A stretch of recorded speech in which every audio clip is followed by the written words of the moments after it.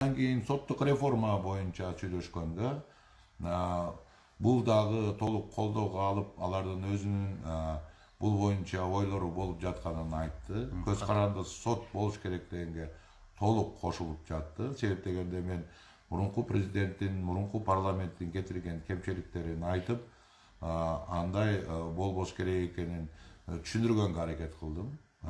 Бул жактан дагы менин оюм колдоо тапты десем болот өз ара сүйлөшүүлөрдө. Парламентаризм боюнча биздин сөзүбүздө эки ача позиция болду.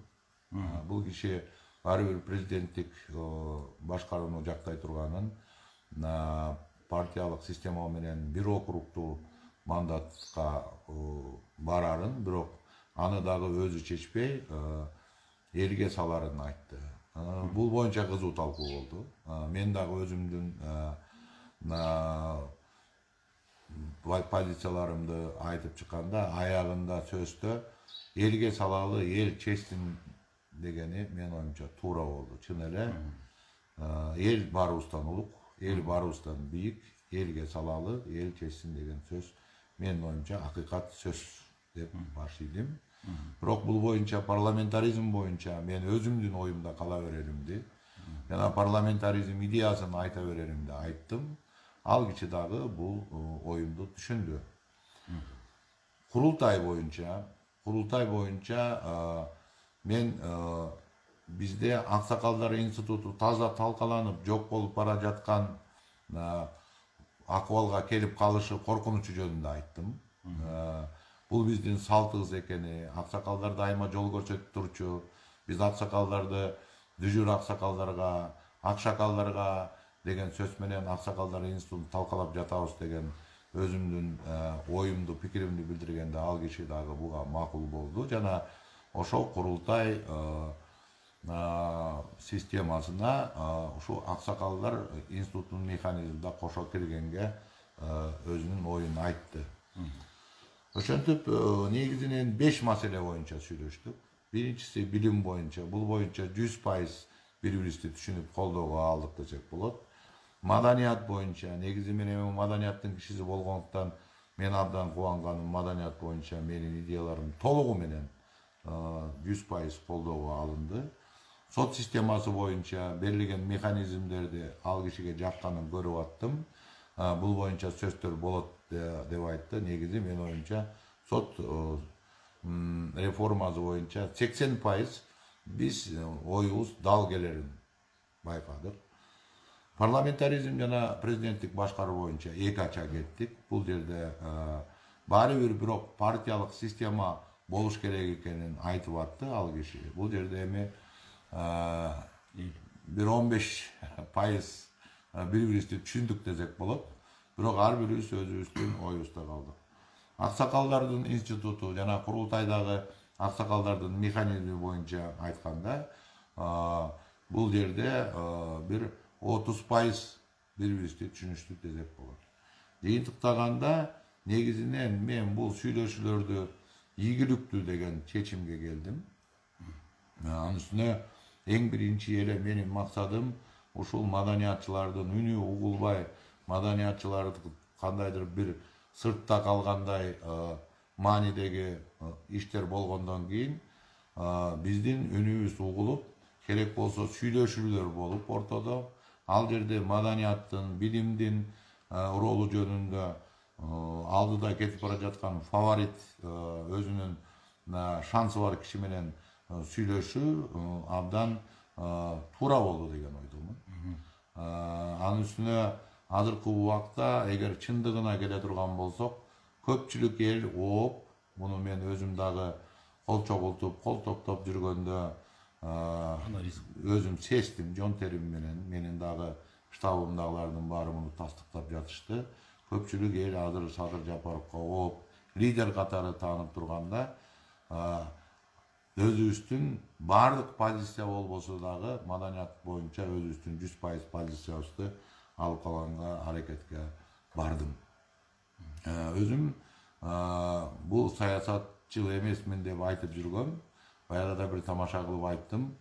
Ушул сүйлөшүүлөрдөн кийин Men özümdün kandidatlığımды alıp salууну чечтим. Көп нерселерди кийин Садыр Жапаров менен биргелешип ишти алып барарыбызга болот экенин маданият тармагында, билим тармагында көзүм жетти. Парламентаризм боюнча мен өзүм оюмда кала берем. Акыры бул идея жеңип чыгарына ишенем. Бирок бүгүнкү күндүн учурдун кыска талабында ал киши өзүнүн оюнда кала турганын бекемдегенден кийин ал жерден мындайдыр бир макул болууга аргасыз болуп жатабыз. Биз бул сүйлөшүүлөрдүн жыйынтыгында.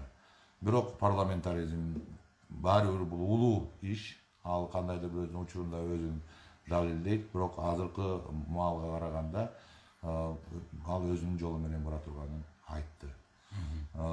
Мен учурдан пайдаланып, мени колдоп чыккан биринчи ошол маданият чөйрөсүндөгү адамдарга терең ыраазычылыгымды билдирем.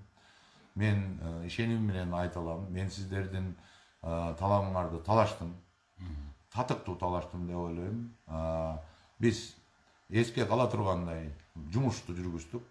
Биз 9-unda баштап, бүгүн 29 экен, 20 күндүн ичинде маданиятчылар көрсө өзүнүн укугун талаша алат экен, өзүнүн таламын талаша алат экен, жана бек туруп, ал позицияны ким болбосун Ханданбектен кайтпай так айта алат экенин көрсөтө алдык.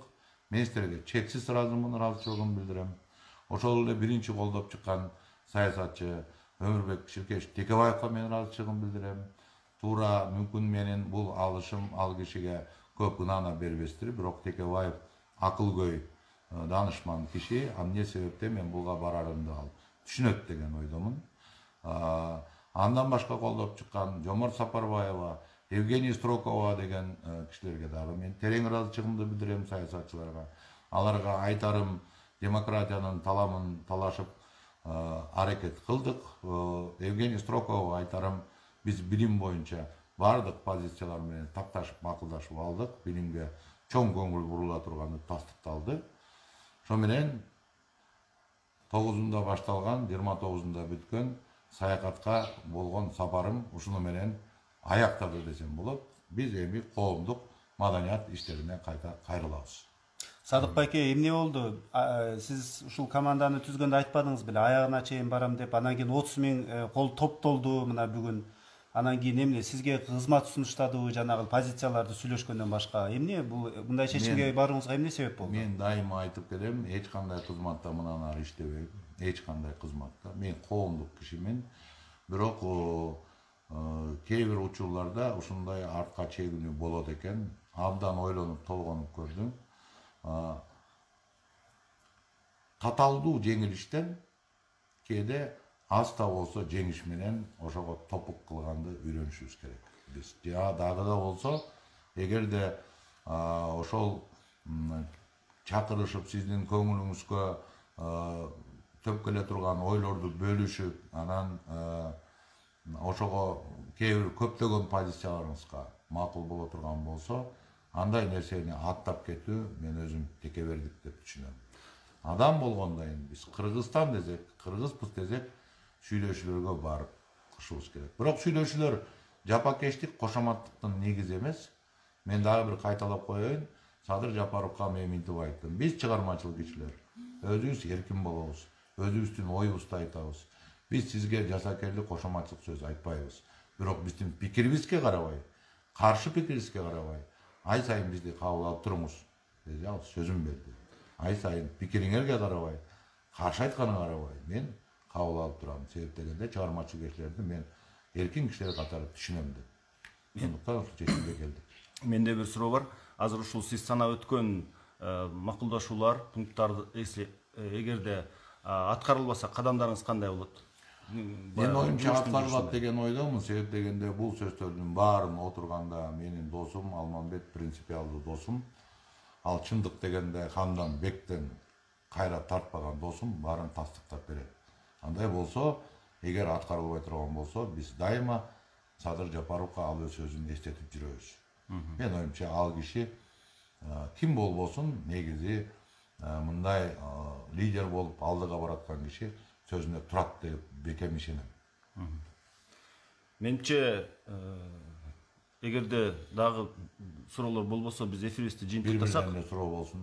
Ушу менен бүтүрөлү. Кечки түз эфирге калтыралы суроолор.